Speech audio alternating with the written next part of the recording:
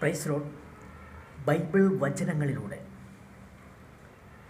മർക്കോസിൻ്റെ സുവിശേഷത്തിൽ 16-ാം അധ്യായത്തിൽ 15-ാം വചനം കാണിക്കുകയാണ്. നിങ്ങൾ ലോകമെങ്ങും പോയി എല്ലാ സൃഷ്ടികളോടും സുവിശേഷം പ്രസംഗിക്കുമെന്ന്.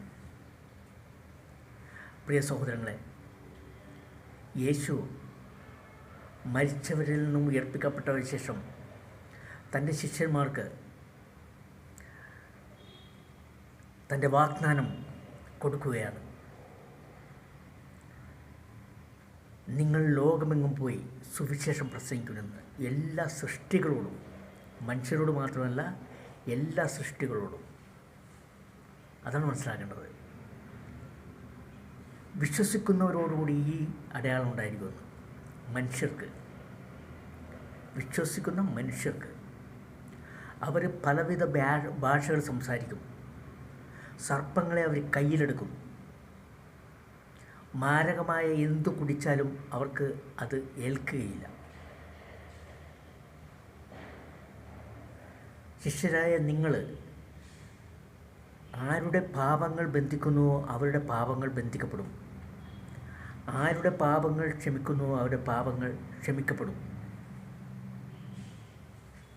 അതിങ്ങനെ തലമുറ നിങ്ങൾ ശിഷ്യപ്പെടുത്തുന്നവരെ, എല്ലാവരെയും ശിഷ്യപ്പെടുത്തുന്നതനുസരിച്ച് അത് തലമുറ തന്നെ കണ്ടിന്യൂ ചെയ്തുകൊണ്ടിരിക്കും, ഫോളോ ചെയ്തുകൊണ്ടിരിക്കും.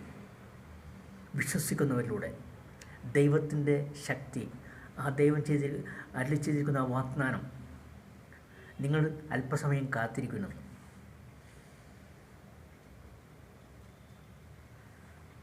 ദൈവത്തിൽ നിന്നും പരിശുദ്ധാത്മാവിനെ, ആ പരിശുദ്ധാത്മാവിൻ്റെ ശക്തിയാൽ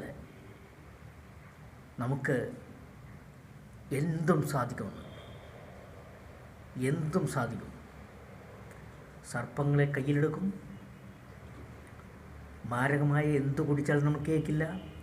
ആരെയും സംശയിക്കേണ്ടതില്ല. ഇന്ന് പലരും നമ്മളുടെയൊക്കെ ഈ കാണുന്ന ജീവിതത്തിൽ നമുക്ക് കാണാം, പലരും അല്പവിശ്വാസികളാണ്.